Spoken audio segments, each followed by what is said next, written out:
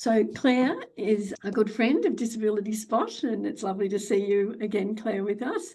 We all have our struggles with assessments and report writing. So I think this topic is something that will benefit all of us in reflecting on it and thinking about it. And I'm sure you've got some great tips and ideas to bring to us, Clare. So I'll hand over to you now. Thank you very much for joining us. Thanks very much for that introduction, Kim. Yeah, happy to be here. So on a Saturday talking about NDIS assessment and report writing, that's commitment to turn up. Fingers crossed we can get you through this, and it actually gives you lots of ideas to think about and maybe process on Monday if it's all a bit much right now. So yeah, my topic is feel confident to back yourself, a 10-step approach to high quality NDIS report writing. So the focus is on report writing, but the strategies or the process I'm going to present, if you work in other sectors, you could probably have a think about whether it is actually transferable to working in aged care or medico-legal or other settings as well. But I will focus on NDIS now. Just like to do a quick acknowledgement of country. So I'd like to acknowledge the Quandamooka people, who are the traditional custodians of the lands, winds and waters, where I am situated to provide this presentation today.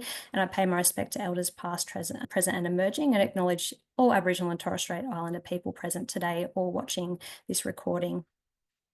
So a quick outline of what I'm planning to cover in a quick 15-minute whirl through NDIS report writing. So a quick touch on why is NDIS report writing so tough, talking about things that are within our control and things that are beyond our control.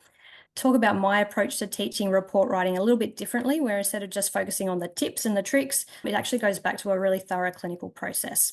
Then I'll present my 10 steps to NDIS report writing success. So there's a whole 3-hour online course on it. So this will literally just be running you through what those steps are, and hopefully have time to fit in a quick case study example where I'll talk through what it looks like in practice, and then a little bit more about what resources are available. So let's start with a hard question. Why is NDIS report writing so tough? I don't think I'll be saying anything that's completely new to anybody watching this today, but unfortunately there are lots of things about NDIS report writing that are beyond our control. And we know that when I say there's frustrating guidelines and decisions that are wrong and things like that. And I can say that in a lot of these cases, we are confident that the NDIS are making wrong decisions, because for those that have actually challenged it and gone all the way to the ART, about 70% of those decisions are being overruled and found in favour of the participant rather than what the original NDI decision was. So completely acknowledging that we can do as much as we can, but they will still make wrong decisions at times. So these are the things that are outside of our control. So the frustration with the guidelines, it was supposed to be built on choice and control and building independence and participation, but a lot of the way that the reform is moving seems like they're moving away from that. It doesn't really seem centred on human rights or choice and control with all their prescriptive lists. There's lots of broken processes. If you ask a simple question, how do I do this? You'll get 5 different answers. It'll work once, it won't work the next time. It'll depend on who you ask. And that itself is just a big frustration when you're trying to work out which report and how do I actually do this to get it over the line. We've heard from the CEO herself before they've switched over recently that they don't have time to read all our reports. And that was no real shock to any health professional, because some of the decisions that are made, sometimes it couldn't possibly have been made if they'd even just glanced through some of the information we provided in reports. There's really inconsistent decision making, so you can't really even look at, okay, if I'm getting these things approved, it means I'm doing a great job of my report writing, because there's no consistency. So sometimes a medico-legal type OT that's done a brilliant report, her decisions get upheld at ART, could write something and they'll say no, and a new grad will do something where it's missed so much and they'll just say yes. And it's how does that work? How can I use that as a benchmark for what I'm aiming for? When there are no's given, sometimes they're giving us nothing to work on, they'll just say, no, there wasn't enough evidence as per section 34 of the Act. And it's like, what evidence was missing? Sometimes it's really cut and paste superficial responses. So you don't really know how to counteract what they've said. They've just said no. But then there are things that are actually within our control. We can't really do much about that. We just have to be persistent and live with it at the moment. But there's some things that we can actually do, because I have read reports where the NDIS have said no. And to be honest, I do agree with them. There isn't strong enough evidence, or the reasoning isn't sound. So that's what my teaching is focused on, trying to really focus on what we can change. So things that are within our control, trying to keep up to date with all the changes and what the actual rules are, even though there are consistencies. Having a really clear purpose. So before you start writing a report, knowing exactly what it is you're trying to ask for. Is it a plan review, a change of circumstance? But overall, what's the functional goal that you're trying to achieve? actually doing a really thorough information gathering and clinical process that will give you that sound clinical reasoning and your strong evidence. So sometimes I'll see posts in Facebook groups, and it's like, they've asked for this, should I just write the letter yes or no? And the responses I'll get back is it's a yes or it's a no. But really what the response should be, what was the functional issue to start with? What was the actual problem? And if we just think back to, for OTs in the room, what's your OT process? You start with, what is the occupational performance issue? You do your assessment to work that out. You don't jump straight to, does this treatment work, yes or no? So that's, I think, because the NDIA is so complex, that's what we're looking for, those quick, what is the reason? What's the answer? Yes, no, how do I do it? But really, if we can think about going back to our solid clinical processes, whether in OT or speechy, physio, you'll have your own processes that will actually help you do that reasoning and make it much easier to write a really quality report. And then probably the last things as well in terms of having really clear writing. So the NDIS writing style is not the same as writing for anybody else. And we need to be writing for a particular audience, which I'll talk through. And the follow-up, we need to be persistent. So we're often left out of the loop, which I didn't mention on the last list there, but we're not told when they've made a decision. We're relying on participants to tell us. So we need to be annoyingly persistent to find out, did that work, yes or no? Do I need to give more to actually help get the right outcomes? So as I was seeing all these issues coming up, I thought, okay, there's lots of webinars out there that share these tips and tricks, but is there something missing? Is there a better way to be able to educate clinicians? So I worked out what to do based on what clinicians were asking about in online forums, what questions were coming up in the supervision I was doing or the report reviews that I was doing. What were the reasons the NDI were saying no? What were the gaps in our reports? And as someone that I used to be like an independent OT assessor, clients going to the ART, the lawyers would say, we want you to do an independent assessment. Here's a list of questions. I got to see other OTs reports. I got to see what the lawyers were questioning, and that actually helped inform the way I share my tips as well. And basically when I did all that, it came back to, yeah, we need to go back to that solid process first. It was the foundational skills of identifying what that functional issue was, information gathering, the right solution, trialing, testing, so that we had the right evidence that it actually worked, and then delivering that justification to a specific audience. And if you think about it, it's really the same process we'd go through if we're working in a hospital with aged care clients or an outpatient clinic. But if we just focus on training that just gives the tips at the end, we're never really going to be feel truly comfortable to back ourselves because we've missed all those steps along the way. And like I say, with so much beyond our control where they are making wrong decisions, we do need to not just accept if they've said no, that it means that we've done a dodgy job or that's a definite no, because we do need to back ourselves. And if we believe in what we're asking for, keep going for those reviews. So that's basically, there were some webinars out there. When I was watching them, I thought, yep, as experienced clinician, the tips and tricks, that's good because I'm already really sound in my solid processes. But with lots of new grads, we need to go back and show that those processes need to happen to be able to write a good report to start with. So these are my 10 steps. You can, like I said, there's a full course on it. I'm just going to run through what these are, and then I'm actually going to jump more to an example and talk you through that. So the first one, which you hopefully these things would have come up in what I've just said as a background for me creating this. So start with determining the purpose of your report. What functional outcome are you actually hoping to achieve? If it's asking for more funding for capacity building, what will that funding actually achieve in terms of activity or participation outcomes? Because you need to justify based on that. Number 2 is decide which type of report, and sometimes it's easier said than done, but is it like a full FCA? Is it a SIL? Is it an SDA application for all their OTs? Is it a full AT application versus just a support letter if we're doing those sorts of things? Because we want to be efficient, not do it on one form only to have the NDIS say you need a different form and have to redo it. Number 3 is to discuss expectations with the referrer, and often we'll see lots of complaints, I suppose, in the social media that we take too long or that they suddenly got a big bill for the report that we wrote. But what we really need to do at that start, as soon as we know what we're going to be writing, explain to the referrer what that's going to take in terms of, is it just writing a quick summary report, or is it actually more liaison, more standardized assessments, more observations? How long will that take, and how long will it take us to actually do it? Mainly because we want the good solid process, customer satisfaction in the private sector, but also we want to make sure we get paid. So if we think, oh yes, it's a 10-hour report, I'm going to assume they know that and will approve it. If the person's only got 3 hours funding, you don't find that out till you've already invested that time, you're not going to get that money back. So just puts everyone on the same page to start with. 4 is to gather your evidence. So exactly what you will do will depend on the person, but usually it's interviews, observations, talking with other people, and standardized assessments. check your reasoning and you'll determine the recommendation. So this is when we really get into the nitty-gritty of, is it on the NDIS in and out maybe list? Which one is it on? How does it meet the reasonable and necessary criteria? And in the case study, I'll give you a quick example of some of the key things they look for. And by this stage, you're thinking, okay, we're 5 steps in. Claire hasn't said anything about writing anything down yet. Where's the report writing coming? So this is what I was finding.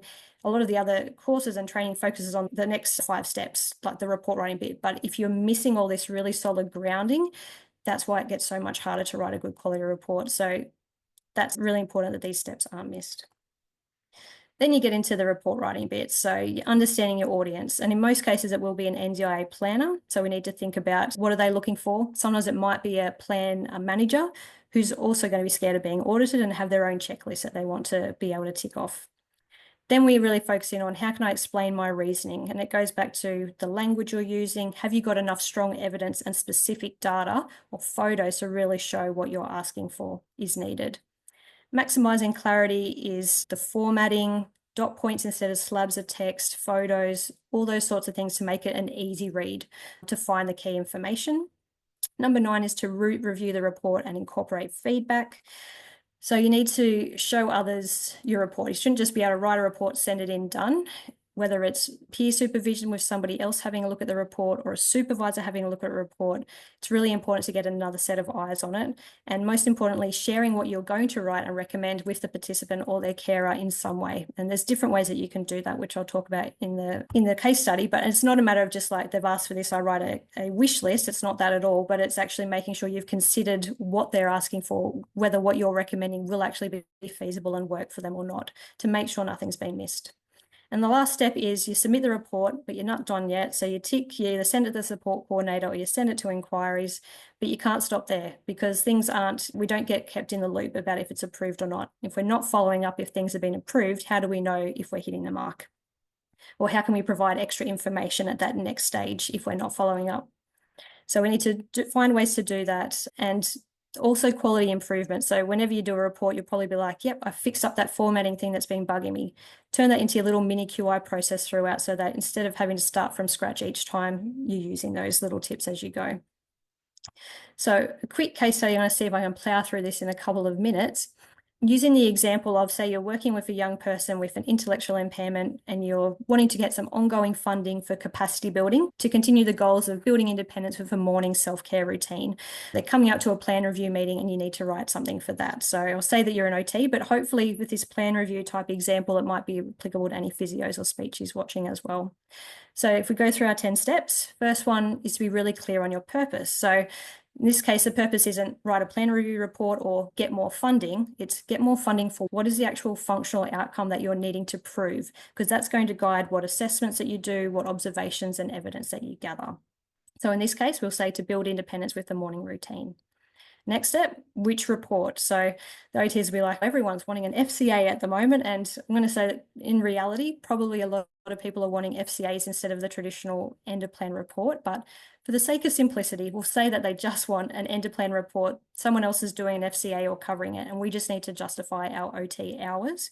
So we're doing some sort of plan review report, which is a lot shorter than an FCA generally. So that's going to keep in mind in terms of how much detail we need to collect and put into the report. 3 is expectations. So I've put some numbers there just purely as an example. So don't think that if you're taking longer or shorter that you're wrong, purely just to throw some numbers. This is the sort of specifics we might want to tell the referrer. It's going to take us 2 hours to do that. We'll get it back to you within 3 weeks, because a plan review for one person could look very different across different companies. And we want to make sure that the referrers know how we do it and that the person has funding to do it before we start. Number 4 is what evidence do we need? So we may need to do some more targeted interviews with the parent, talk about goal setting, maybe using something formal like a COPEM or other standardized assessments. COPEM's an OT goal setting tool for the non-OTs in the room, but hopefully a lot of the observations and data gathering would come from our sessions anyway. The next one is our reasoning. So this is where we look at basically the reasonable and necessary criteria. And the key ones they like to focus on, is it effective and beneficial? So how do you know that your capacity building is going to work? And this is the one place where really we can be a little bit strengths focused. We want to show that, yep, look, 12 months that we're working with them, they've improved from here to here. We can report on those, and that's the evidence that more funding could help achieve other goals. We could also use research evidence. The other one they like is value for money. And there's a big push for ongoing therapy to be like, okay, why can't an allied health assistant do some of those sessions, or a support worker do some of those? Some people, it could actually be appropriate, and that could be a good reasoning for you to think, can I downgrade some of this OT specific sessions? But for others, it won't be. So you need to preempt that and put that in your report, why allied health assistants aren't appropriate in this case. Home run, number 6, the audience. We know it's going to go to an NDIA planner. We know they don't have a lot of time to read our report, so we want to make it user-friendly, plain language, and highlight any reasons they might be looking to cut funding. We want to put those excuses in before they can even do it. Reasoning, so again, using the appropriate language. Don't just say he needs one-to-one assistance with showering in the morning. Explain why. Due to difficulty with planning and sequencing task steps, to be able to recognise when body parts are being washed appropriately. Maximising clarity, so good formatting, so you might have some clear section headings, some dot points rather than big slabs of text are always helpful to read. There may be a place for some photos or something as well. The review, so you've written your plan review, you don't just submit it, you chat to the client in whichever way he can understand, you chat to the carer or the parent, make sure they're on board with what you're recommending and asking for, maybe get a supervisor or a peer to give you an outside opinion from someone that doesn't know the client, and then you submit it. But you work out, when's this plan review likely to happen? I'll put a reminder in my calendar to follow up with the support coordinator after that date. And if you have any quality improvement you can tweak to your template while you're at it, you do that while it's fresh in your mind. So just to wrap up, if that was a helpful approach, lots of freebies. I'm big on freebies. There's a learning library I'll give you a link to at the end with some tutorials, downloads. It's a full online course, which isn't a freebie, but you can do that one. And I do individualized support. And probably just the take-home message is that NDIS report writing will never be easy, but if you go back to a strong clinical process and clear communication, you'll have the belief in your clinical reasoning to back yourself and persevere when you know that their decision was wrong. So hopefully that's been helpful for you. That will just take you to my link tree. It's got all my links everywhere, so you can choose whichever might be helpful for you, or email me directly is welcome as well. Claire, thank you. What a great presentation, and so full of so many things to try and process. I'm probably not processing them well because of the time of the afternoon, but for others, it's great that you've got those links there. That's fantastic. So we have got a couple of minutes for questions. Did anybody want to put a question through to Claire? I haven't seen anything in the chat yet. Oh, have I missed it? Claire, is that 10-step, like one page you've got, is that something that's available on your website, or is that like totally understand if that's a paid? The PDF is, yeah, that's free. There's amazing. Yep, that's on. There's even like a little bit of a planning guide where I've given a quick example. I think with like prescribing a wheelchair, so more like that AT application report example is free. So that QR code, that'll take you all to my links, but the learning library is all my free stuff. So there'll be some videos. There's even more detail. There's a tutorial on NDIS report writing where I go through how to write unfortunately in an impairment focused way to highlight someone's needs and risks. Plenty of stuff in the learning library. So you can even just try before you buy, see whether it makes sense before you invest 3 hours in an online course. And like I say, lots of changes happening. So all my courses are, I need to change that. And just when I think I'll go and record the upgrade, then something new's been announced by the NDIS. So if there's ever any doubt, if you do a course, you're like, oh, is that up to date? Just email me and I'll be able to fill you in on what the gap is between what's in the course and any brand new changes until I can record something new. Thank you. Okay. That's great.